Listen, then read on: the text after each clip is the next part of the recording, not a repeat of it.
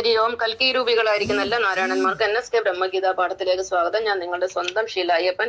ഇന്ന് നമ്മൾ ബ്രഹ്മഗീതയുടെ 17ാമത്തെ പാഠം പഠിക്കാൻ പോവുകയാണ്. ഇത് അസുരപുരാണം 4 ഇന്നത്തെ പാഠത്തിന്റെ പേര് ആര്യാവർത്തവും ദ്രാവിഡവർത്തവും എന്നാണ്. കഴിഞ്ഞ 3 അസുരപുരാണത്തിൽ കൂടി നമ്മൾ അസുരന്മാരുടെ 72 സ്വഭാവ ഗുണങ്ങളെ കുറിച്ച് പഠിച്ചു. ഇനി കുറച്ചും കൂടി പഠിക്കാനുള്ളത് നമുക്ക് വരുന്ന പാഠങ്ങളിൽ അല്പം പഠിക്കാം. ഇന്ന് പഠിക്കാൻ പോകുന്ന ആര്യാവർത്തം ദ്രാവിഡവർത്തം എന്ന പാഠത്തിലെ പ്രധാന പോയിന്റുകൾ 5 ഒന്നാമത്തെ പോയിന്റ് ഗോദാവരി നദി. ഗോദാവരി നദിയും ആര്യാവർത്തവും ദ്രാവിഡവർത്തവുമായിട്ട് ബന്ധപ്പെട്ടിരിക്കുന്നു.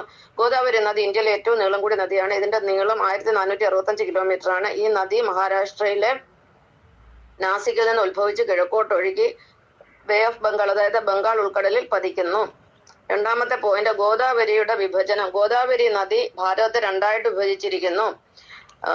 ഗോദാവരി നദിക്ക് വടക്കുള്ള ഭാഗത്തെ ആര്യാവർത്തം എന്നും തെക്കുള്ള ഭാഗത്തെ ദ്രാവിഡവർത്തം എന്നും പറയുന്നു. മഹാരാഷ്ട്ര, ഒറീസ, ഗുജറാത്ത്, രാജസ്ഥാൻ, UP തുടങ്ങിയ സംസ്ഥാനങ്ങളൊക്കെ ആര്യാവർത്തത്തിൽപ്പെട്ടതാണ്.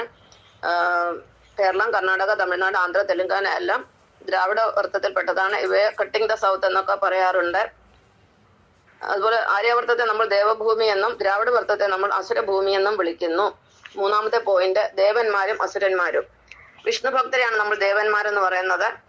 വിഷ്ണു ഭക്തരെ നമ്മൾ ബുദ്ധർ എന്ന് പറയുന്നു. ശിവഭക്തരെ നമ്മൾ അസുരന്മാരെന്ന് പറയുന്നു. അവരെ നമ്മൾ പ്രബുദ്ധരെന്ന് വിളിക്കുന്നു. ദേവന്മാരുടെ ഭൂമിയാണ് ആര്യാവർത്തം. അതുകൊണ്ടാണ് അതിനെ ദേവഭൂമി എന്ന് വിളിക്കുന്നത്. വിഷ്ണുവിനെയാണ് ഈ നോർത്ത് ഇന്ത്യയിലുള്ള ആളുകൾ അല്ലെങ്കിൽ ആര്യാവർത്തത്തിലുള്ള ആളുകൾ കൂടുതലായിട്ട് ആരാധിക്കുന്ന. സൗത്ത് ഇന്ത്യയിൽ ഭൗതികവാദികളും അഥവാ ശിവനെ ഒക്കെ ആരാധിക്കുന്ന ആളുകളാണ് കൂടുതലും ഉള്ളത്. നാലാമത്തെ പോയിന്റ് എന്ന് പറയുന്നത് പ്രധാനപ്പെട്ട വിഷ്ണു ക്ഷേത്രങ്ങളെല്ലാം ആര്യാവർത്തത്തിലാണ്. 4 വിഷ്ണു ക്ഷേത്രങ്ങളാണ് പ്രധാനമായിട്ടുള്ളതിന്. 4 ധാം എന്ന് പറയുന്നുണ്ട്. അതിൽ 3 ആര്യാവർത്തത്തിലാണ്. ഒന്നാമത്തേത് ബദരിനാഥ്, അത് ഉത്തരാഖണ്ഡിലാണ്. രണ്ടാമത്തെ ജഗന്നാഥപുരി, അത് ഒറീസയിലാണ്. മൂന്നാമത്തെ ദ്വാരക, അത് ഗുജറാത്തിലാണ്.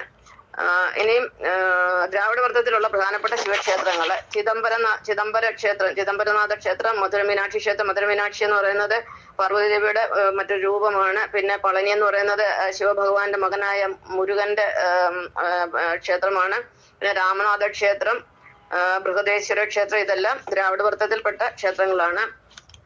അഞ്ചാമത്തേത് ആര്യവർത്തത്തെ ദേവഭൂമി എന്ന് പറയാനുള്ള കാരണമാണ്. അഞ്ചാമത്തേത് ഇവിടെ വിഷ്ണു ഭഗവാന്റെ അവതാരങ്ങൾ മൊത്തം 24 അതിൽ ഏകദേശം 18 അവതാരങ്ങൾ എടുത്തിരിക്കുന്ന ദേവഭൂമിയായ ആര്യാവർത്തത്തിലാണ്. അതുകൊണ്ടാണ് ഇതിനെ ദേവഭൂമി എന്ന് പറയുന്നത്. എന്നാൽ ശിവന്റെ അവതാരങ്ങളെല്ലാം എടുത്തിട്ടുള്ളത് ദ്രാവിഡവർത്തത്തിലാണ്. ഇപ്പം ഉദാഹരണത്തിന് ശങ്കരാചാര്യര്, ശ്രീനാരായണ ഗുരു, ചട്ടമ്പി സ്വാമികൾ, ഇങ്ങനെ പല ആചാര്യന്മാരും ഒക്കെ ഇവരെല്ലാം ഈ ആചാര്യന്മാരെല്ലാം ശിവഭക്തരായിരുന്നു. അവരല്ലെങ്കിൽ ശിവന്റെ അവതാരങ്ങളായിരുന്നു. അപ്പൊ ഇതാണ് ആര്യാവർത്തവും ദ്രാവിഡവർത്തവും. നന്ദി.